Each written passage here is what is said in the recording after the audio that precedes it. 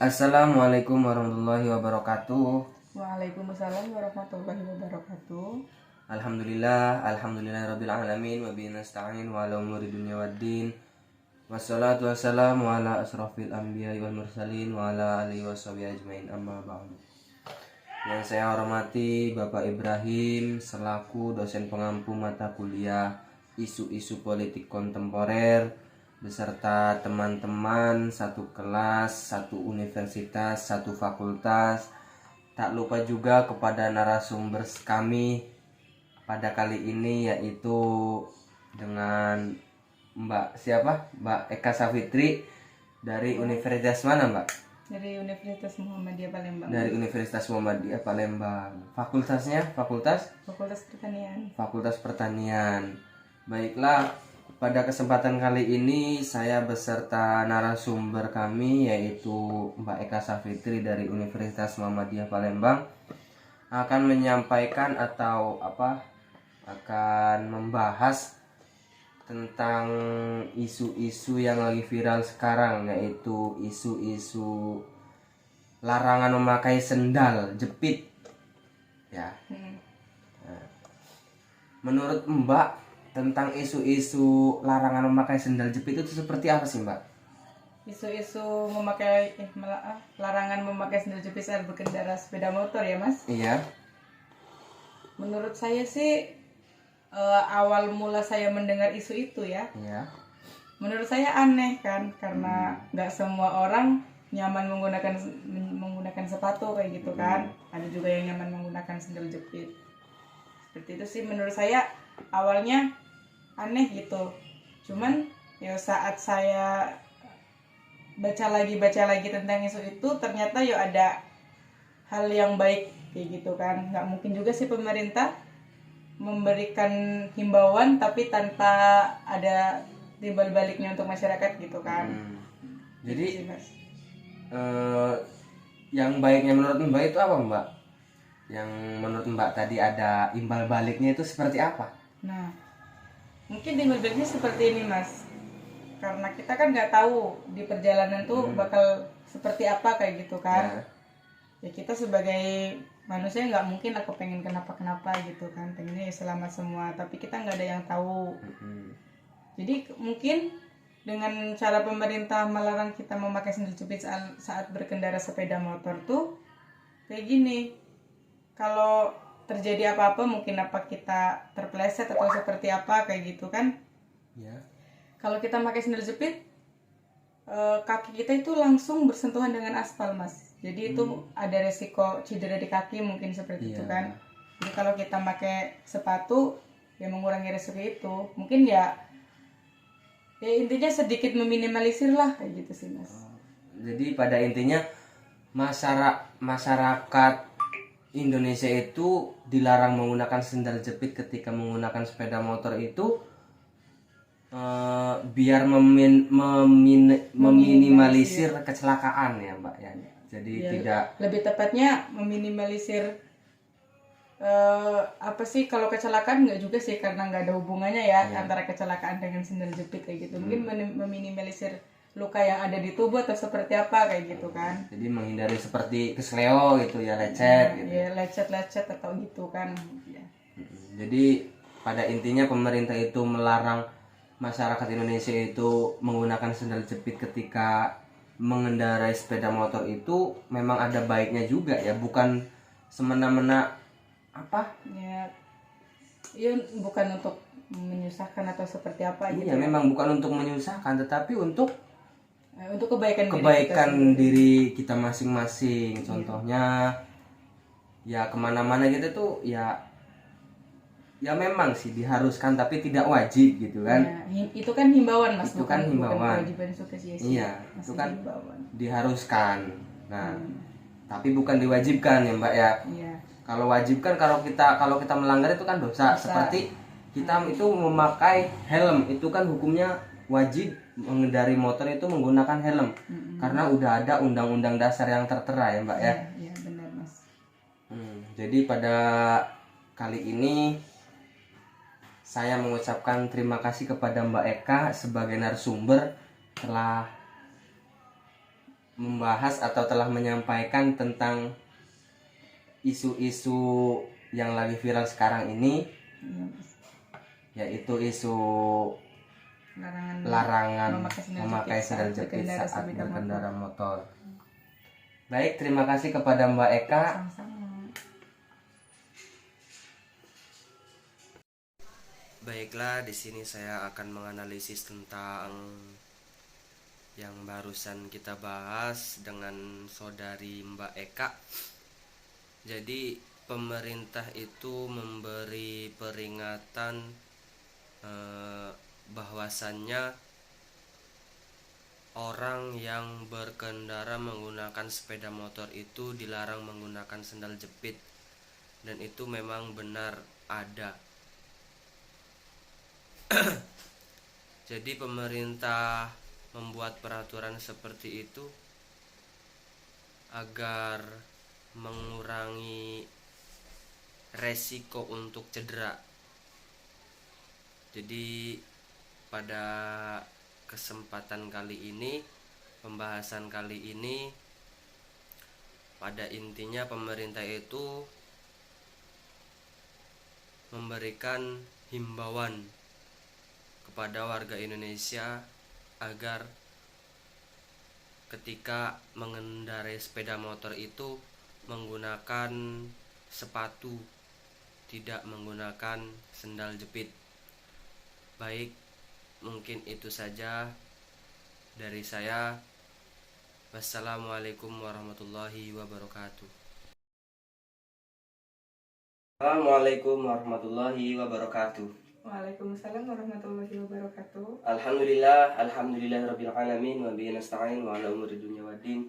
Wassalatu wassalamu ala asrafil anbiya'i wal mursalin wa ala alihi washabihi ajmain, amma ba'du. Yang saya hormati kepada Bapak Ibrahim selaku dosen pengampu mata kuliah isu-isu politik kontemporer yang saya hormati, beserta teman satu kelas Ilpol B 2019.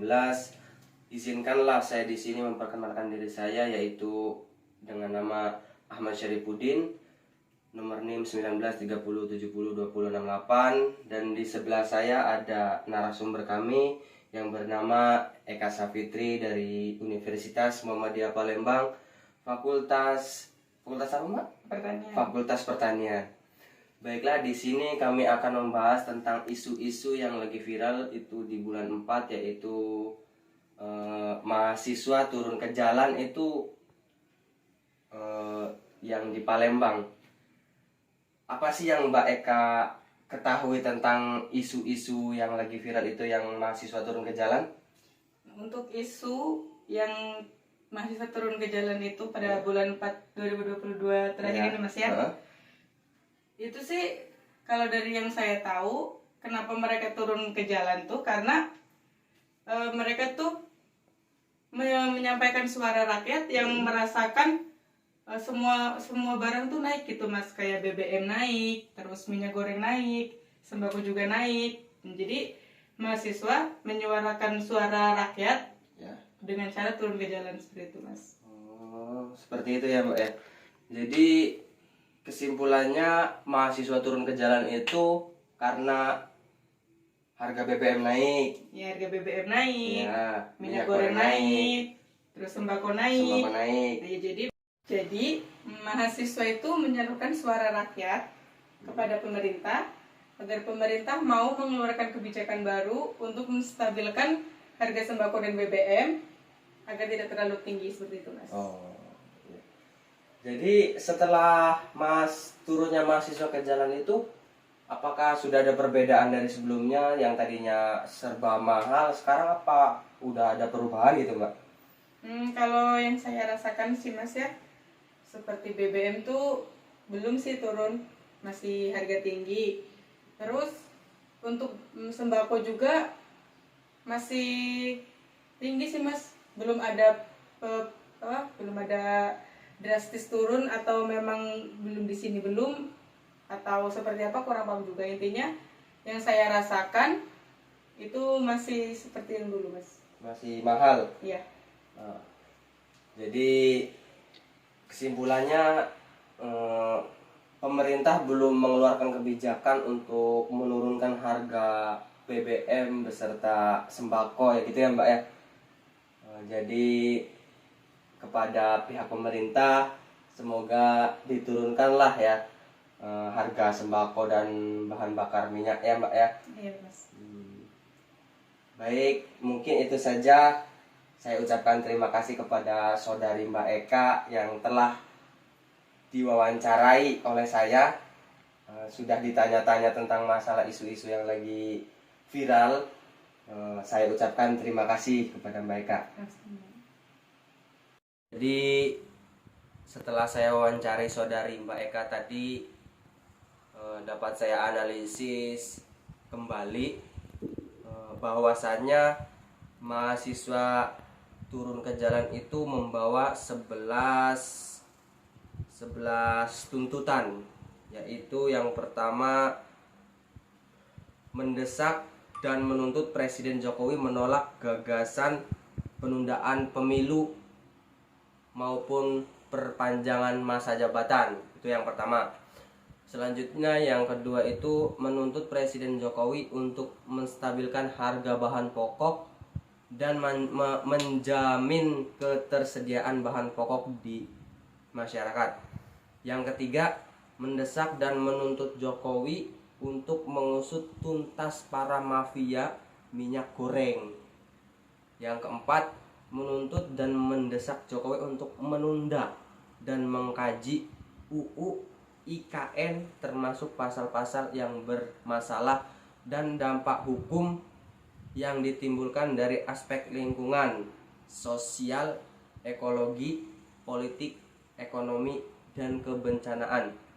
Yang kelima, mendesak dan menuntut Jokowi menyelesaikan konflik agraria yang terjadi di Indonesia.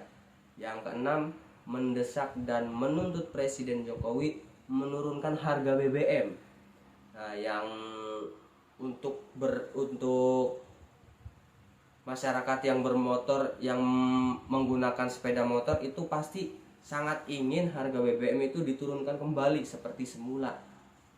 Terus yang ketujuh, mendesak dan pajak menuntut Presiden Jokowi menerapkan kendaikan pertambahan nilai PPN. Yang ke-8, mendesak dan menuntut Presiden Jokowi melalui Kapolri untuk memberantas kriminalis aktivis, yakni status tersangka Haris Azhar dan Fathia serta aktivis lainnya dalam menyampaikan pendapat di muka umum. Yang ke-9, mendesak dan menuntut Presiden Jokowi mengajukan dan merombak jajaran menteri yang membuat kegaduhan di masyarakat. Yang ke-10, mendesak dan menuntut Presiden Jokowi, Wakil Presiden Ma'ruf Amin untuk menepati janji kampanye. Yang terakhir, mendesak DPRD Provinsi Sumatera Selatan untuk melibatkan dan anggota sama Alians BEM se-Sumatera Selatan dalam pengajuan poin ke pemerintah pusat. Jadi mungkin itu saja yang bisa saya analisis tentang turunnya mahasiswa ke jalan itu membawa 11 tuntutan yang saya sampaikan tadi. Mungkin cukup sekian penyampaian saya. Apabila ada kata-kata yang kurang berkenan di hati Bapak maupun mahasiswa lainnya, saya meminta maaf yang selebar-lebarnya, seluas-luasnya. Kepada Allah saya ucapkan astagfirullahaladzim. Billahi taufiq wal hidayah wal inayah. Wassalamualaikum warahmatullahi wabarakatuh.